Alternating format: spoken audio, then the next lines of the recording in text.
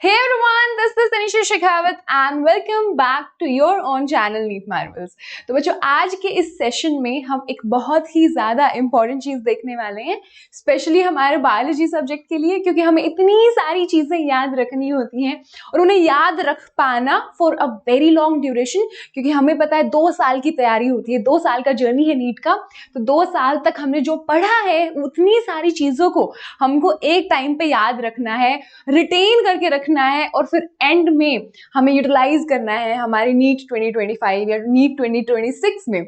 तो बच्चे वो सफर कैसे करना है ताकि आपको अच्छे से हर चीज याद रहे, स्पेशली बायोलॉजी के लिए। बट हम ऑब्वियसली केमिस्ट्री, फिजिक्स, केमिस्ट्री के हमारे जितने भी रिएक्शंस हैं, फिजिक्स के जितने भी फॉर्मूलाज हैं, उसके लिए भी ये स्ट्रैटेजी यूज कर सकते हैं। तो आज का सेशन बहुत ही ज्यादा क्विकली हम एक्सप्लेन करेंगे और एंड तक देखेंगे ताकि हमको सब चीजें अच्छे से याद रहे। Okay, moving on to our session. तो बच्चे जो चीजें याद रखने का है वो it is not a god gift, मतलब ऐसा नहीं है कि इस इंसान को ज्यादा याद रह रहा है, इस इंसान को कम याद रह रहा है, क्योंकि इसके पास कुछ स्पेशल है। फर्क मेहनत का आता है दोनों के बीच में। ये इंसान थोड़ी ज्यादा मेहनत कर रहे होंगे, ये इंसान थोड़ी कम कर रहे होंगे, और उसके अलावा फर्क आता है कि हम स्ट्रैटेजी कौन सी यूज कर रहे हैं। तो हम आज वो सब स्टेप्स डिस्कस करेंगे जिसकी वजह से ये वाला इंसान भी ये वाला इंसान जितनी चीजें याद रख पाए। ठीक है, तो हम सबसे पहले हमें पता है कि specially for a subject like biology क्या होना चाहिए, हमारे पास नोट्स होने चाहिए बहुत अच्छे से बने हुए। और बहुत ज्यादा इंपॉर्टेंट पॉइंट आ जाता है कि वो नोट्स खुद से बनाने हैं। डाउनलोड करके नोट्स, किसी और की नोट्स कॉपी करके काम नहीं चलेगा। यहाँ पर आपने अगर चैप्टर पढ़ा है, आपने अगर लेक्चर अटेंड किया है, तो आप उसके एक्टिवली खुद अपने ब्रेन को पूरा यूज करके उस टाइम पे हर एक चीज समझ के खुद से क्या करेंगे, नोट्स बनाएंगे। तो बहुत ज्यादा इंपॉर्टेंट चीज आती है बच्चे कि नोट्स खुद से बनाने हैं। Make your notes yourself. बहुत ज्यादा जरूरी एक और चीज है कि नोट्स में ओवर इंडल्ज नहीं कर लेना है खुद को। ज्यादा टाइम हमारा जो है नोट्स को पूरा नहीं दे देना है। नोट्स में उतना ही ध्यान लगाना है जितना जरूरी हो। मतलब 2 या 3 पेन ले लो, एक आधा हाइलाइटर ले लो, और जो चीजें आपको जरूरी लग रही हैं, जो आपको लग रहा है आप भूल जाएंगे, उन चीजों को लिखो साफ राइटिंग में बस, और कुछ ज्यादा सजाना वगैरह नहीं है। तो मेक गुड नोट्स। और बहुत ज्यादा इंपॉर्टेंट चीज कि खुद से बनाने हैं, डाउनलोड करके काम नहीं चलेगा। ठीक है, उसके बाद हम आ जाते हैं कि बहुत सारे हमारे स्टडी एड्स होते हैं, जैसे कि फ्लैश कार्ड्स, निमोनिक्स हम यूज करते हैं। अब ये सब का यूटिलाइजेशन कहाँ पे करना है मैम? तो हर एक चीज आप फ्लैश कार्ड की मदद से नहीं कर सकते, हमें भी पता है। अगर आप फ्लैश कार्ड में हर चीज लिखने लग गए तो फिर हो लिया, इतने सारे फ्लैश कार्ड्स बन जाएंगे। तो आपको वही चीजें जो आप बहुत ज्यादा आसानी से भूलते हैं, हमें पता है कॉन्सेप्ट अगर हमने समझ लिया याद रहेगा, but abbreviations, dates, names, examples ऐसी चीजें हैं जो आप चाहे कितना भी पढ़ लें आप भूल सकते हैं, पूरे चांसेस हैं। तो उसके लिए हम क्या यूज करेंगे? उसके लिए हम निमोनिक्स और फ्लैश कार्ड जैसे स्टडी एड्स यूज करेंगे ताकि चीजें बहुत लंबे टाइम तक याद रहें विदाउट बहुत ज्यादा हार्ड वर्क। तो इंस्टेड ऑफ बैठ के 10 बार कोई चीज रटने के, जो कि बहुत ज्यादा हाई प्रोबेबिलिटी है बाद में भूल जाएंगे, आप उसका एक फन सा निमोनिक बना लें, उसको अपनी डेली लाइफ में इंक्लूड करके किसी तरह कुछ फन सा इंस्टेंस बना लें। उस तरीके से आप चीजें बहुत आसानी से याद रख पाएंगे। ठीक है, coming up to the next one कि क्वेश्चंस बनाने हैं। तो बच्चे यहाँ पे क्या बनना है आपको? यहाँ पे एग्जामिनर बनना है। खुद टीचर भी बनाएंगे आपको बाद में, बट यहाँ पे आपको एग्जामिनर बनना है। तो फॉर एग्जाम्पल, मैं अगर आपको एग्जाम्पल की मदद से ये चीज समझाऊं, तो मैंने ये ले लिया है क्या, एक पैराग्राफ। तो अगर आप देखेंगे ये हाइंड ब्रेन वाला जो पार्ट है आपके न्यूरल कंट्रोल एंड कोऑर्डिनेशन में, उसका पार्ट पूरा पैराग्राफ है हाइंड ब्रेन वाला। अब इससे बहुत सारे क्वेश्चन बन सकते हैं। तो इंस्टेड ऑफ मैं इसको पूरा हाईलाइट करूं, अगर मैं इसको हाईलाइट करने निकल पड़ी तो ये पूरा पैराग्राफ हाईलाइट हो जाएगा, इधर ये वाला पार्ट भी हाईलाइट हो जाएगा, उधर आगे का भी पूरा पार्ट हाईलाइट हो जाएगा। बट इंस्टेड मैं क्या कर सकती हूँ कि जो मैंने ये पार्ट यहाँ पे हाईलाइट किया था, ये वाला पार्ट मैं यहाँ से बना लूँ एक बहुत ही आसान सा MCQ या फिर क्वेश्चन। जरूरी नहीं आप MCQ बनाए, मैंने आपको MCQ की फॉर्म में बना के दिखा दिया है, बट क्या कर सकते हैं आप, सीधा क्वेश्चन और उसका सीधा आंसर, इतना चीज आप एक नोटबुक में सेपरेटली कर सकते हैं। तो यहाँ पर मैंने क्या किया है कि फंक्शन ऑफ मेड्यूला, तो फंक्शन ऑफ मेड्यूला इसमें से क्या क्या है? तो यहाँ पर हमें पता है कंट्रोल थर्स्ट, तो वो तो इसका फंक्शन नहीं है, थर्मो रेगुलेशन वो भी नहीं है। तो मुझे यहाँ पे दो और चीजें याद हो जाएंगी कि एक्चुअली में ये जो दो फंक्शन है थर्स्ट कंट्रोल करने का एंड थर्मो रेगुलेशन आखिरकार है किसके। तो मुझे इसकी मदद से हाइपोथैलेमस के फंक्शंस भी याद रह जाएंगे। उसके अलावा जो मेन मोटिव है हमारा दैट इज गैस्ट्रिक सिक्रीशन, जो कि मेड्यूला का फंक्शन है, वो भी याद रह जाएगा।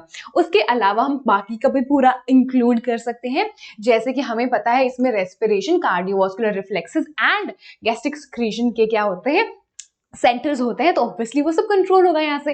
तो इसी तरीके से आप बहुत सारे क्वेश्चंस बना सकते हैं यहाँ से इंस्टेड ऑफ हाईलाइटिंग बहुत ज्यादा। ठीक है, तो इतनी चीजें अच्छे से आपको इंक्लूड करनी है व्हाइल प्रिपेयरिंग। तो ये सब था जब आप पढ़ रहे हो, लेक्चर्स बना रहे हो, नोट्स बना रहे हो, तो अगर ये आप ये सब टिप्स एक्टिवली फॉलो करेंगे तो आपको बहुत ज्यादा मदद मिलेगी और चीजें बहुत ज्यादा टाइम तक रिटेन रख पाएंगे आप।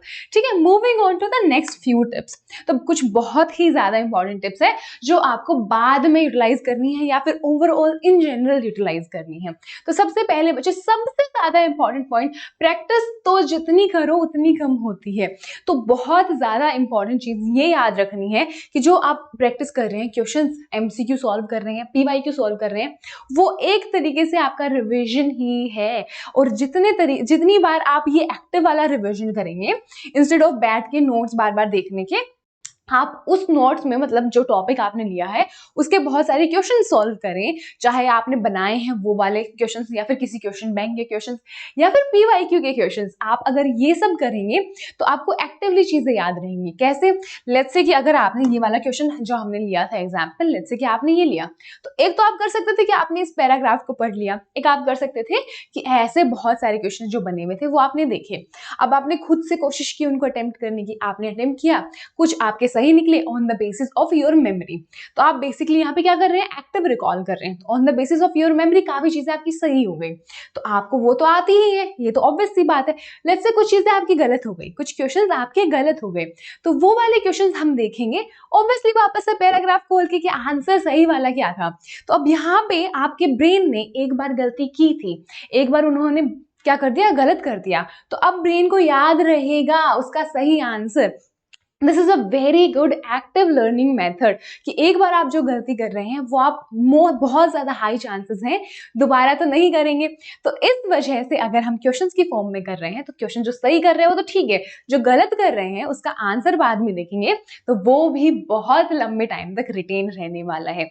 तो इसलिए प्रैक्टिस सबसे ज्यादा इंपॉर्टेंट आपका यहाँ पर टिप आ जाता है। ठीक है, तो ये इसको बहुत ज्यादा स्टार्स लगा के हम रख देते हैं कि प्रैक्टिस तो बहुत सारी करनी है। ठीक है, प्रैक्टिस प्लस रिवीजन आपका चलता रहना चाहिए। उसके अलावा अगर हम बात करें तो बहुत बार बोला जाता है, सब लोग बोलते हैं, स्पेशली हमारे पीसीएम वाले बच्चे बहुत ज्यादा बोलते हैं कि बायो ऐसा सब्जेक्ट है जो जिसमें सिर्फ रटना होता है, बहुत ज्यादा रटने का काम है। बट बायोलॉजी रटने तक नहीं है बच्चों, उसमें बहुत ज्यादा इंपॉर्टेंट कॉन्सेप्ट आ जाते हैं, बहुत ज्यादा आपको हाई इंपॉर्टेंस देनी है उन कॉन्सेप्ट को समझने पे। तो focus on all of your concepts properly. रट के कभी भी आपसे नीट का एग्जाम नहीं होगा, कॉन्सेप्ट्स आपके क्लियर होने चाहिए, चाहे वो बायोलॉजी की बात हो, चाहे वो फिजिक्स की हो, चाहे केमिस्ट्री की हो। बायोलॉजी में भी आप एक पॉइंट तक एग्जाम्पल्स वगैरह वाला पार्ट रट के काम चला लेंगे, बट जितने भी आपके साइकिल्स आ जाते हैं, आपके जितने भी C3 साइकिल, C4 साइकिल, ये सब समझने वाली चीजें हैं, तो आपको अपने कॉन्सेप्ट्स को याद रखना है अच्छे से। ठीक है, तो फोकस ऑन योर कॉन्सेप्ट्स बहुत ज्यादा इंपॉर्टेंट है। ये आपको लॉन्गर रन में आगे की लाइफ में भी, ना सिर्फ नीट यूजी तक, अपने MBBS, अपने नीट PG, अपने MD MS सब चीज पे काम आएगा कि कॉन्सेप्ट आपके हमेशा स्ट्रॉन्ग और क्लियर होने चाहिए।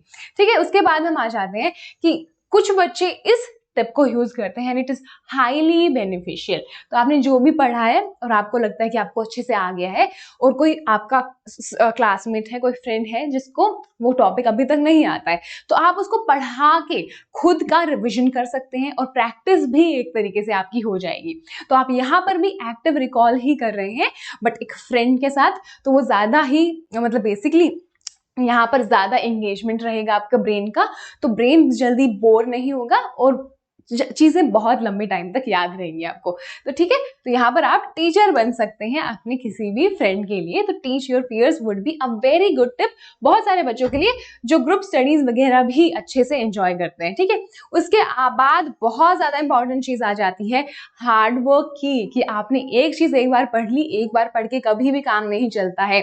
आपको अपना नीट का पेपर में बैठने से पहले हर एक कॉन्सेप्ट, अपना पूरा सिलेबस कम से कम 4 से 5 बार पढ़ा होना चाहिए।